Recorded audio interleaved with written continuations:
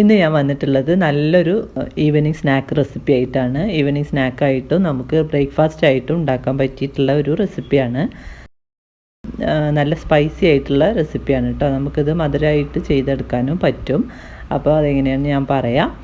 അപ്പോൾ അതുണ്ടാക്കാനായിട്ട് അരിപ്പൊടിയാണ് വേണ്ടത്. അരിപ്പൊടി ഞാനിവിടെ 1 കപ്പ് അരിപ്പൊടിയാണ് എടുത്തിട്ടുള്ളത്. അത് വറുത്തത് വറുക്കാത്തത് ഏതായാലും കുഴപ്പമില്ല. അതിലേക്ക് 1/2 ടീസ്പൂണ് ഉപ്പും കൂടി ചേർത്ത് കൊടുത്തിട്ട് നല്ല തിളച്ച വെള്ളം ഒഴിച്ചിട്ട് ഒന്ന് കുഴച്ചിട്ടെടുക്കുക. അപ്പോൾ തിളച്ച വെള്ളം ഞാനിവിടെ 1 കപ്പാണ് എടുത്തിട്ടുള്ളത്. അപ്പോൾ അതിൽ പകുതി ആദ്യം ചേർത്ത് കൊടുത്തിട്ട് നന്നായിട്ടൊന്ന് മിക്സ് ചെയ്യാണ്.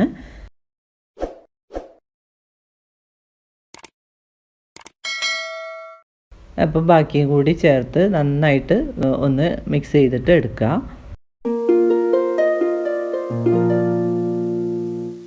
അപ്പോൾ ഇതിവിടെ നന്നായിട്ട് മിക്സായിട്ട് കിട്ടിയിട്ടുണ്ട്. അപ്പോൾ ഇനി നമുക്ക് ഇതിലേക്ക് 1 ടേബിൾ സ്പൂണ് വെളിച്ചെണ്ണ ഒഴിച്ചിട്ട് ഒന്ന് കുഴച്ചിട്ടെടുക്കുക. വെളിച്ചെണ്ണയ്ക്ക് പകരം നെയ്യ് ചേർത്ത് കൊടുത്താലും മതി. എന്നിട്ട് കൈ വെച്ചിട്ട് നന്നായിട്ട് സോഫ്റ്റ് ആക്കിയിട്ട് കുഴച്ചെടുക്കുക.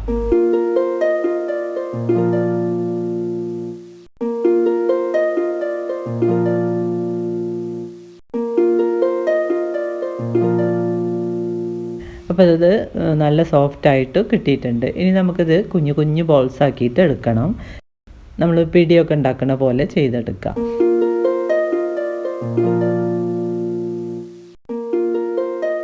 അപ്പോൾ ഇതേപോലെ നമുക്ക് മുഴുവനും റെഡിയാക്കിയിട്ട് എടുക്കാം.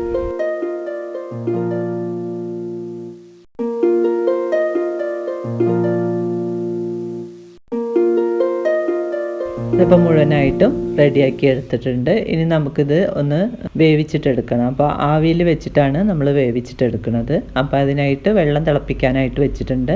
അതിൻ്റെ മേലേക്ക് വെച്ച് കൊടുക്കുക. എന്നിട്ട് അടച്ചിട്ട് ഒരു 10 മിനിറ്റ് നന്നായിട്ടൊന്ന് ആവി കയറ്റിയിട്ട് എടുക്കുക. അപ്പോൾ അതാവണ സമയം കൊണ്ട് നമുക്ക് അതിലേക്കുള്ള ഒരു മസാല റെഡിയാക്കാം. അപ്പോൾ അതിന് കുറച്ച് ചെറിയ ഉള്ളിയാണ് എടുത്തിട്ടുള്ളത്. ഒരു 10-20 ചെറിയ ഉള്ളി ഉണ്ട്. പിന്നെ ഒരു 3-4 വെളുത്തുള്ളി അല്ലി, പിന്നെ ഒരു 8 വറ്റൽമുളക്. അപ്പോൾ ഇതെല്ലാം കൂടി ഒരു മിക്സിയുടെ ചെറിയ ജാറിലിട്ടിട്ട് നന്നായിട്ടൊന്ന് ക്രഷ് ചെയ്തിട്ടെടുക്കുക. ഞാനിപ്പോൾ ഇത് ചോപ്പറിലിട്ടിട്ട് ചോപ്പ് ചെയ്തെടുക്കുകയാണ് ചെയ്യുന്നത്.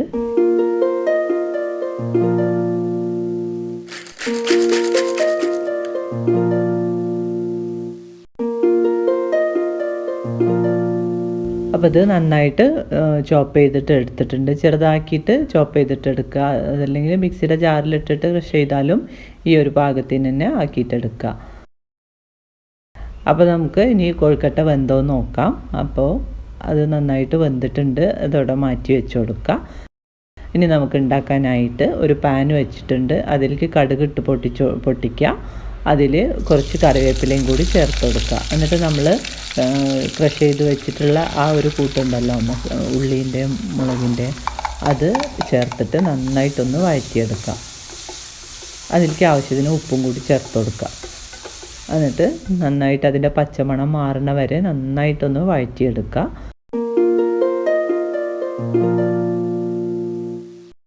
അതിലേക്ക് നമ്മൾ വേവിച്ച് വെച്ചിട്ടുള്ള ബോൾസ് ചേർത്ത് കൊടുക്കുക. എന്നിട്ട് നന്നായിട്ട് മിക്സ് ചെയ്ത് കൊടുക്കുക. 2-3 മിനിറ്റ് തന്നെ വഴറ്റിയെടുക്കാം.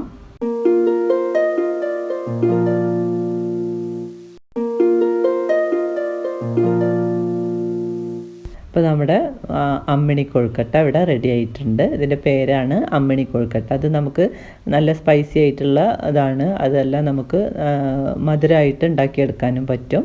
അപ്പോൾ അതിൽ തേങ്ങയും ശർക്കരയും കൂടി ഒന്ന് വിളയിച്ചിട്ട് അതിലേക്ക് ഈ ബോൾസ് ഇട്ടിട്ട് മിക്സ് ചെയ്തിട്ട് എടുത്താൽ മതി. അങ്ങനെ ചെയ്ത് കൊടുക്കുമ്പോൾ കുട്ടികൾക്കും ഇഷ്ടമായിരിക്കും. അപ്പോൾ എല്ലാവർക്കും റെസിപ്പി ഇഷ്ടമായി എന്ന് വിചാരിക്കുന്നു. അടുത്ത നല്ലൊരു റെസിപ്പി ആയിട്ട് വീണ്ടും വരാം. Okay, by.